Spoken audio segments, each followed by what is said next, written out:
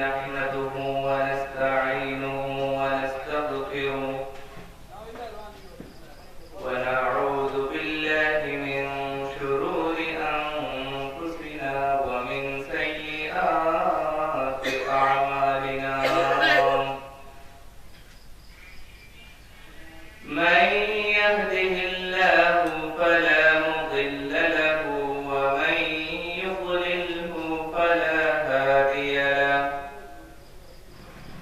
ونشهد أن لا إله إلا الله وحده لا شريك له ونشهد أن سيدنا وسندنا وحبيبنا ومولانا محمدا عبده ورسوله صلى الله تعالى عليه وعلى آله وأصحابه وبارك وسلم تسليما كثيرا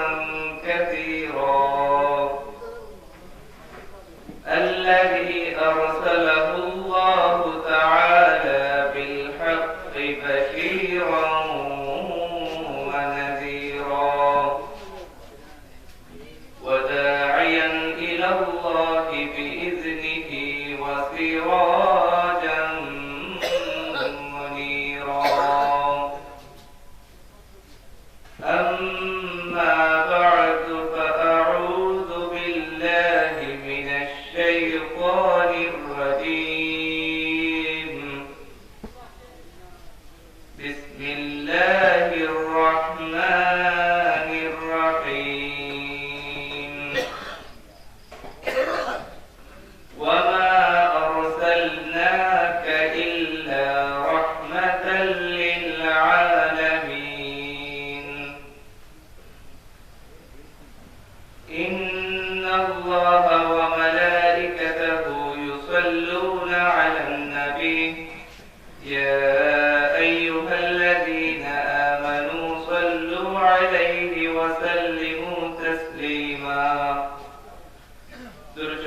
اللهم صل على محمد وعلى آل محمد كما صليت على إبراهيم وعلى آل إبراهيم إنك حميد مجيد اللهم بارك على محمد وعلى آل محمد كما باركت على إبراهيم وعلى آل إبراهيم إنك حميد مجيد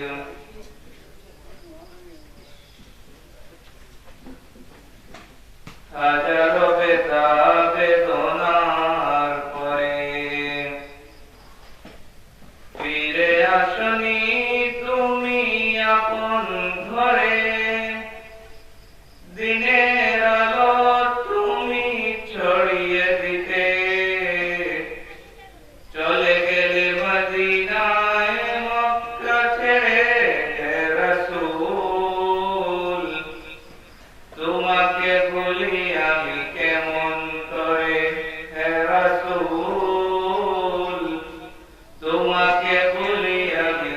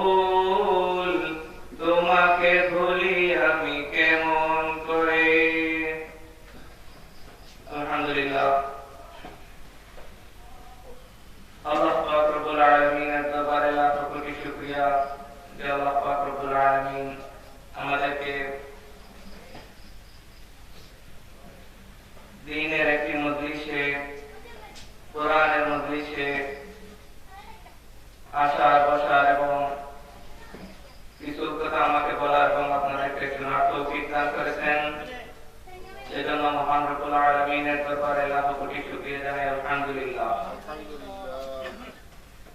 মুমিন সব সময় প্রশংসা করবে কার? আল্লাহ। সব সময় মুমিন আল্লাহর প্রশংসা করে নিজের জিহ্বাকে তরতাজা রাখবে, এটাই মুমিনের পরিচয়। আল্লাহ পাক রব্বুল আলামিন বলেন, লাইন শাকারতুম লাযীদান্নাকুম ওয়া লাইন কাফারতুম ইন্না আযাবি লাশাদীদ। আমি যে নিয়ামত তোমাদেরকে দিয়েছি সেই নিয়ামতের তোমরা শুকরিয়া আদায় করো, আর যদি আমার নিয়ামতের শুকরিয়া আদায় না করো তাহলে আমি তোমাদেরকে কঠিন আযাবে পতিত করব। সেই জন্য আমরা সবসময় কি করব? আল্লাহ পাক রব্বুল আলামিনের নিয়ামতের শুকরিয়া আদায় করব। নিয়ামতের শুকরিয়া আদায় করে নিজের জিহ্বাকে সবসময় তরতাজা রাখবো। আমরা যে মজলিস শেষে বসতে পেরেছি সেজন্য আমরা খুশি না বেজার? কারণ এটি এমন একটি মাহফিল, যে মাহফিল আল্লাহর নবী সাল্লাল্লাহু আলাইহি ওয়াসাল্লাম বলেছেন যে এখানে আল্লাহ এবং আল্লাহর রাসূলের কথা হয়, সেই জায়গাটা বেহেশতের বাগান হিসেবে আল্লাহ পাক রব্বুল আলামিন ঘোষণা করেন। এই দুনিয়ার মজলিসে একটা বেহেশতের বাগান, যেখানে কোরআন ও হাদিসের আলোচনা হয়। এই কোরআনের মজলিসে আসলে দুইটি ফায়দা হয়। এক নম্বর, আল্লাহ পাক রব্বুল আলামিনের মহত্ব বড়ত্ব যেই মাহফিলে ঘোষণা হয়, সেই মাহফিলে এসে যদি আমরা আল্লাহ পাক রব্বুল আলামিনের কাছে তওবা করতে পারি তাহলে আল্লাহ পাক রব্বুল আলামিন আমাদের জীবনের সমস্ত গুনাহগুলোকে মাফ করে দিবেন। দুই নম্বর, ঈমানের ব্যাটারি চার্জ হয়। আমরা প্রতিনিয়ত গুনাহ করতে আছি, আমরা গুনাহ করতে আছি না? সব সময় আমরা গুনাহর মধ্যে লিপ্ত আছি। আল্লাহ নবী সাল্লাল্লাহু আলাইহি ওয়াসাল্লাম বলেন, তোমরা সবাই পাপী, কুল্লুকুম খাত্তাউন, তোমরা সবাই পাপী, খায়রুল খাত্তাইন আত-তাওয়াবুন। আর সেই পাপী সর্বোত্তম পাপী, যেই পাপী পাপ করার পরে তওবা করে কার কাছে? আমরা সব সময় আল্লাহ পাক রব্বুল আলামিনের কাছে তওবা করব। এই মজলিসটাকে আল্লাহ পাক রব্বুল আলামিন বেহেশতের বাগান হিসেবে ঘোষণা করেছেন। এই মাহফিলের চতুর্পাশে ফেরেশতারা বেষ্টনী দিয়ে রেখে আছে। এই মাহফিলটাকে বেষ্টনী দিয়ে ফেরেশতারা, রহমতের ফেরেশতারা একজনের উপর একজন, একজনের উপর একজন করে আল্লাহর আরশ পর্যন্ত পৌঁছে গেছে। আল্লাহ পাক রব্বুল আলামিন ফেরেশতাদেরকে ডেকে বলেন, ও ফেরেশতারা, আমার এই বান্দা এই মাহফিলের মধ্যে বসে আছে কেন? আল্লাহ পাক, ফেরেশতারা বলেন, ওগো আল্লাহ, আপনার এই বান্দারা আপনার মহত্ব গুণ বর্ণনা করতেছে। আল্লাহ পাক রব্বুল আলামিন বলেন, আমার ফেরেশতারা, আমার এই বান্দাকে আমাকে দেখছে নাকি? ফেরেশতারা বলে, না, আপনাকে দেখে নাই। ওরা আমি আল্লাহর জান্নাত জাহান্নাম দেখছে নাকি? না, আপনার জান্নাত জাহান্নাম দেখে নাই। ও ফেরেশতারা, তোমরা সাক্ষী থাকো যে যেই বান্দা আমি আল্লাহর জান্নাত জাহান্নাম না দেখিয়া, আমি আল্লাহকে না দেখিয়া আমার এই মাহফিলে বসে আছে, আমি আল্লাহ তাদের জীবনের সমস্ত গুনাহগুলোকে মাফ করে দিব। সুবহানাল্লাহ। আল্লাহ পাক রব্বুল আলামিন কত দয়া করেছেন আমাদেরকে, কত দয়া করেন, কিন্তু আমরা মুসলমান হয়ে আল্লাহর নিয়ামতের শুকরিয়া আদায় করি না, কোনো শুকরিয়া আদায় করতে পারি না। এই দুনিয়ার মধ্যে যত পানি আছে সেই পানিগুলি যদি কালি হয়ে যায় এবং যেই যত পাতাগুলো আছে সেই পাতাগুলো যদি খাড়া হয়ে যায়, আল্লাহর নিয়ামত আর বড়ত্ব ঘোষণা যদি আমরা এই খালি দিয়ে খাতার উপরে লিখতে থাকি, তারপরেও কোনো নিয়ামত বর্ণনা করা শেষ হবে না। আল্লাহ যে কত নিয়ামতের মধ্যে আমাদেরকে ডুবিয়ে রেখেছেন আমরা চিন্তাও করতে পারবো না। আমি একটি উদাহরণ আপনাদেরকে দিই। আমরা যে শ্বাস গ্রহণ করি, আমাদের প্রত্যেকের অক্সিজেনের দরকার পড়ে না? সব সময় অক্সিজেনের দরকার পড়ে, কিন্তু আল্লাহ পাক রব্বুল আলামিন দেখেন কত পিওর অক্সিজেন আমাদের ভিতরে দিচ্ছেন, যে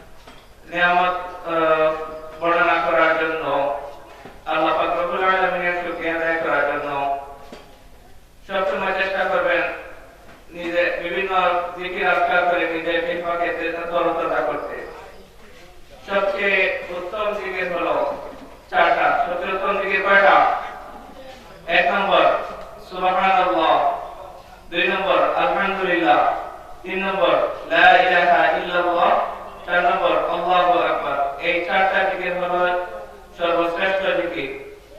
আর সবসময় আস্তাগফিরুল্লাহ পড়বেন। বিপদে আপদে যে মুসিবতে থাকুন না কেন সবসময় আস্তাগফিরুল্লাহ পড়ার চেষ্টা করবেন। আস্তাগফিরুল্লাহ পড়লে আল্লাহ পাক রব্বুল আলামিন 5টা পুরস্কার দেন। আস্তাগফিরুল্লাহ প্রথমে বলি আস্তাগফিরুল্লাহ কয়েক প্রকারের আস্তাগফিরুল্লাহ আছে, ইস্তেগফার আছে। সবচেয়ে ছোট ইস্তেগফার হলো আস্তাগফিরুল্লাহ। যদি আরেকটু বাড়িয়ে পড়ি আস্তাগফিরুল্লাহ আল্লাযী লা ইলাহা ইল্লা হুয়াল হাইয়ুল কাইয়্যুম ওয়া আতুবু ইলাইহি। আর সর্বশ্রেষ্ঠ ইস্তেগফার হলো সাইয়্যিদুল ইস্তেগফার। সাইয়্যিদুল ইস্তেগফার হলো আল্লাহুম্মা আনতা রাব্বী লা ইলাহা ইল্লা আনতা খালাকতানি ওয়া আনা আবদুকা ওয়া আনা আলা আহদিকা ওয়া ওয়া'দিকা মাসতাতা'তু আউযু বিকা মিন শাররি মা সানা'তু আবুউ লাকা বিনি'মাতিকা আলাইয়া ওয়া আবুউ বিযানবি ফাগফির লি ফাইন্নাহু লা ইয়াগফিরুয যুনুবা ইল্লা আনতা। এই সাইয়্যিদুল ইস্তেগফার পড়লে লাভ কি জানেন? আল্লাহর নবী বলেছেন যদি কোনো বান্দা সকালে সাইয়্যিদুল ইস্তেগফার পড়ে তাহলে সারা দিনের ভিতরে যদি সে ইন্তেকাল করে তাহলে সে জান্নাতি। যদি কেউ রাতে সাইয়্যিদুল ইস্তেগফার পড়ে এই রাতের ভিতরে যদি কেউ ইন্তেকাল করে তাহলে সে জান্নাতি। তাই সর্বশ্রেষ্ঠ হলো সাইয়্যিদুল সর্বশ্রেষ্ঠ ইস্তেগফার হলো সাইয়্যিদুল ইস্তেগফার। আল্লাহর নবী সাল্লাল্লাহু আলাইহি ওয়াসাল্লাম বলেছেন আমি প্রতিদিন 70 বার ইস্তেগফার করি। আল্লাহর নবী যদি প্রতিদিন 70 বার ইস্তেগফার করেন তাহলে আমাদের চিন্তা করেন আমাদের কতবার পড়া উচিত। যে নবীর কোনো গুনাহ নাই সেই নবী প্রতিদিন 70 বার ইস্তেগফার করতেছেন তাহলে আমাদের কতবার পড়া উচিত। সবচেয়ে ছোট ইস্তেগফার হলো আস্তাগফিরুল্লাহ। এই আস্তাগফিরুল্লাহ পড়লে 5টা লাভ হয়। 1 নাম্বার যত বিপদ আপদ আছে আল্লাহ পাক রব্বুল আলামিন এই বিপদ আপদ থেকে মুক্তি দান করবেন। শর্ত হলো সব সময় যে আটার মতো ইস্তেগফারের সাথে লেগে থাকবে। সব সময় যার জবানে আস্তাগফিরুল্লাহ আস্তাগফিরুল্লাহ আস্তাগফিরুল্লাহ জারি থাকবে তাকে আল্লাহ পাক রব্বুল আলামিন 5টি পুরস্কার দান করবেন। 1 নাম্বার হলো যত বিপদ আপদ আছে সব বিপদ আপদ থেকে আল্লাহ পাক রব্বুল আলামিন তাকে বাঁচায় দিবেন। দুনিয়ার চলার পথে আমাদের কত রকম বিপদ আপদ আছে।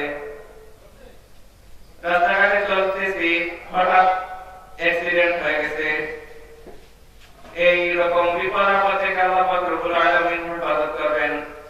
আমাদের বাড়িঘর আছে হঠাৎ আগুন লেগে কত বাড়িঘর ধ্বংস হয়ে যায় জ্বলে পড়ে যায়। আমরা যদি সব সময় আস্তাগফিরুল্লাহর সাথে লেগে থাকি আল্লাহ পাক রব্বুল আলামিন আমাদেরকে এরকম যত বালা মুসিবত আছে সব বালা মুসিবত থেকে আল্লাহ পাক রব্বুল আলামিন আমাদেরকে হেফাজত করবেন। আস্তাগফিরুল্লাহ পড়ার 2 নম্বর ফজিলত হলো 2 নম্বর লাভ হলো সকল দুশ্চিন্তা থেকে আল্লাহ পাক রব্বুল আলামিন আমাদেরকে হেফাজত করবেন। আমাদের কত রকম টেনশন দুনিয়াতে চলার পথে নানান মুখী টেনশনের মধ্যে আমরা নিমজ্জিত আছি। যদি সব সময় আমরা আস্তাগফিরুল্লাহর সাথে লেগে থাকতে পারি তাহলে আল্লাহ পাক রব্বুল আলামিন আমাদেরকে এই টেনশন থেকে মুক্তি দান করবেন। 3 নম্বর হলো এমন জায়গা থেকে রিজিক আসবে যে আপনি কল্পনা করতে পারবেন না। আস্তাগফিরুল্লাহর সাথে যে বান্দা সব সময় লেগে থাকে তাকে আল্লাহ পাক রব্বুল আলামিন এমন সোর্স থেকে রিজিক দান করবেন যা সে কল্পনাই করতে পারবে না। তাই আমাদের উচিত সব সময় আস্তাগফিরুল্লাহর সাথে লেগে থাকা। 4 নম্বর হলো আল্লাহ পাক রব্বুল আলামিনের যত আসমানি জমিনি বলা মুসিবত আছে আযাব আছে সব আযাব থেকে আল্লাহ পাক রব্বুল আলামিন আমাদেরকে হেফাজত করবেন। যদি কোনো বান্দা আস্তাগফিরুল্লাহর সাথে লেগে থাকে যত বিপদ যত আযাব আছে দুনিয়াবি আসমানি সব আযাব থেকে আল্লাহ পাক রব্বুল আলামিন আমাদেরকে হেফাজত করবেন। 5 নম্বর ইস্তেগফারের 5 নম্বর লাভ হলো আল্লাহ পাক রব্বুল আলামিন মুস্তাজাবুদ দাওয়া বানিয়ে দিবেন। মুস্তাজাবুদ দাওয়া এমন ব্যক্তি যে ব্যক্তি দোয়া করতে দেরি কবুল হতে দেরি নেই।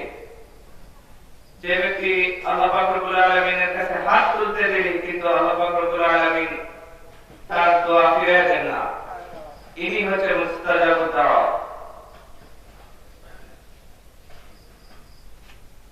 আমাদের চারজন ইমাম আছেন। প্রথম জনের নাম ইমাম আবু হানিফা রাহমাতুল্লাহি আলাইহি, 2 নম্বর ইমাম শাফিঈ, 3 নম্বর ইমাম মালিক, 4 নম্বর ইমাম আহমদ ইবনে হাম্বল। ইমাম আহমদ ইবনে হাম্বলের একটি ঘটনা আছে। উনি ওনার সারাটা জীবন হাদিস সংগ্রহের কাজের জন্য ব্যয় করেছেন।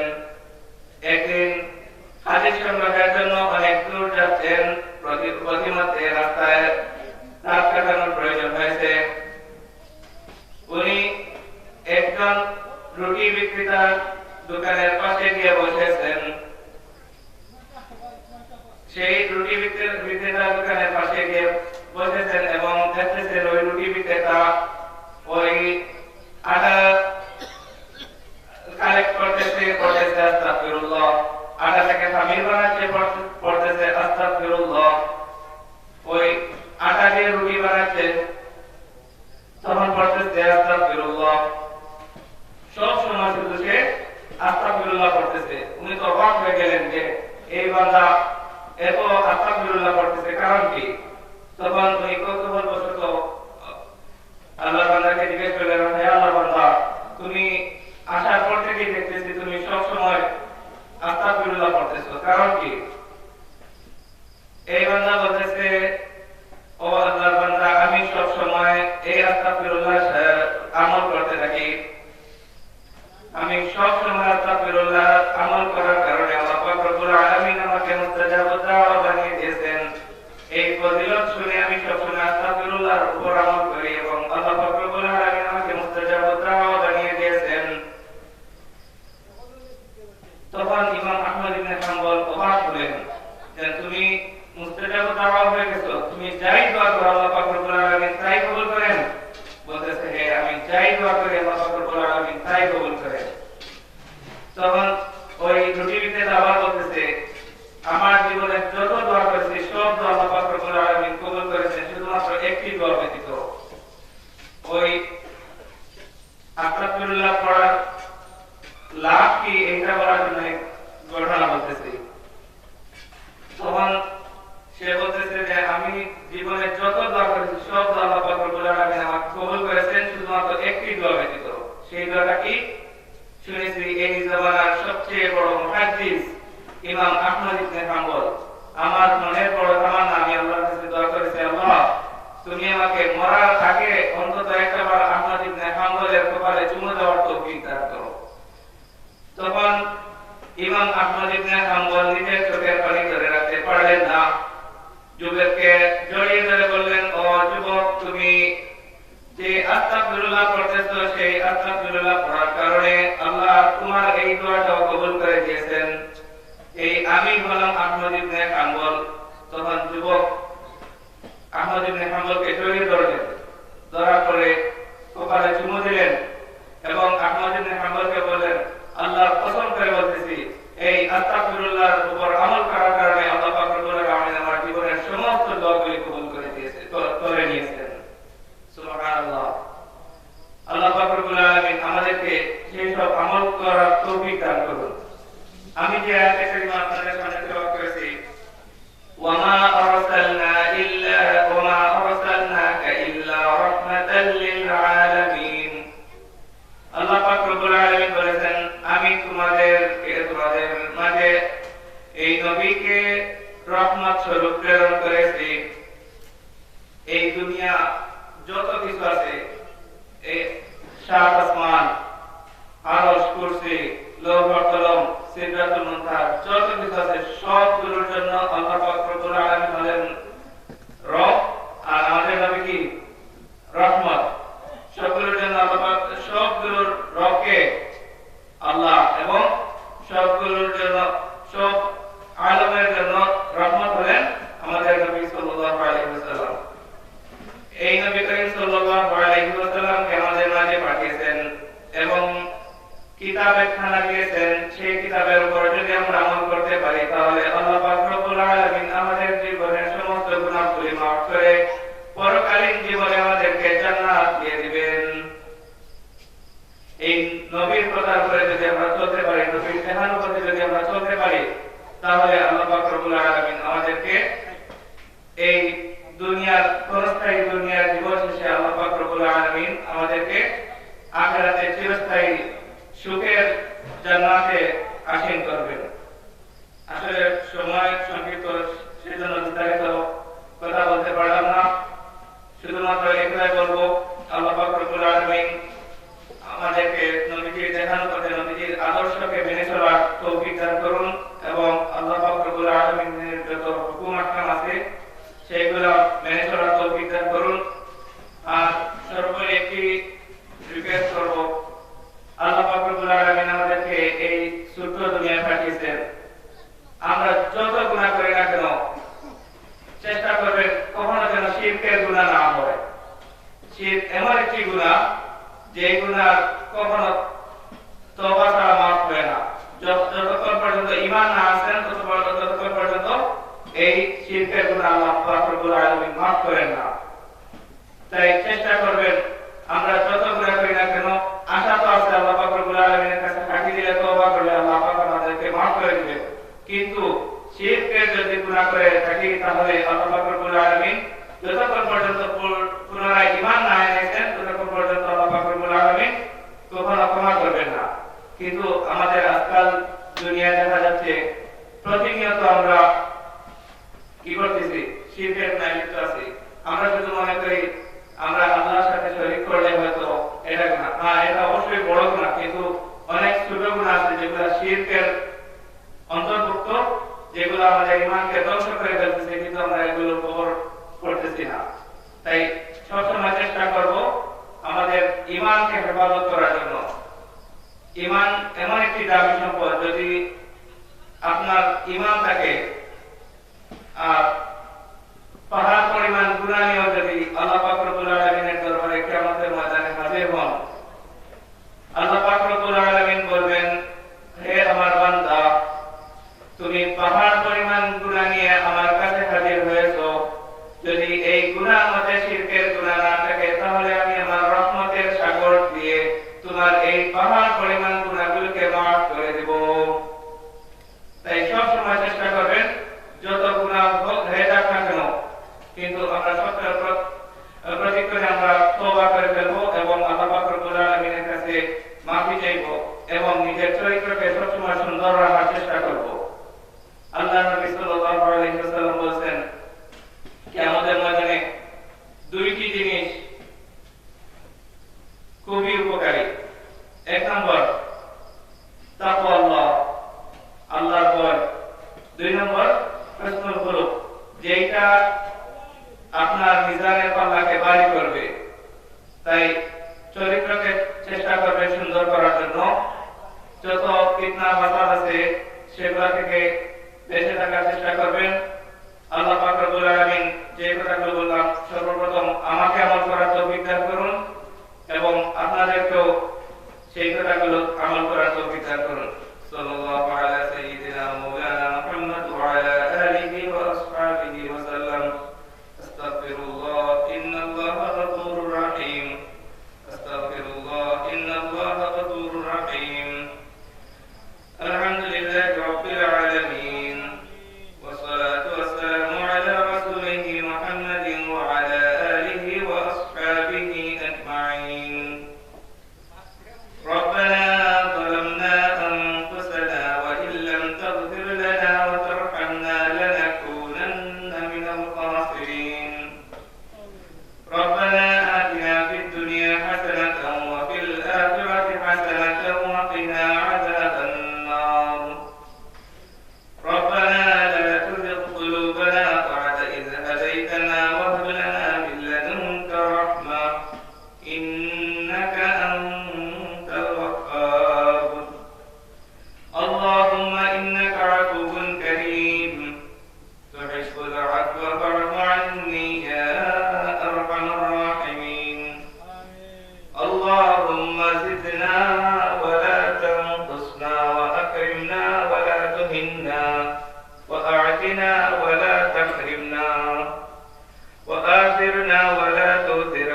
علينا وارض عنا يا رب العالمين.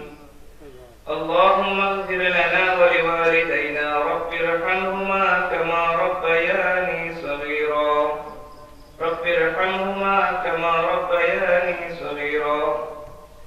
اللهم اجعلني من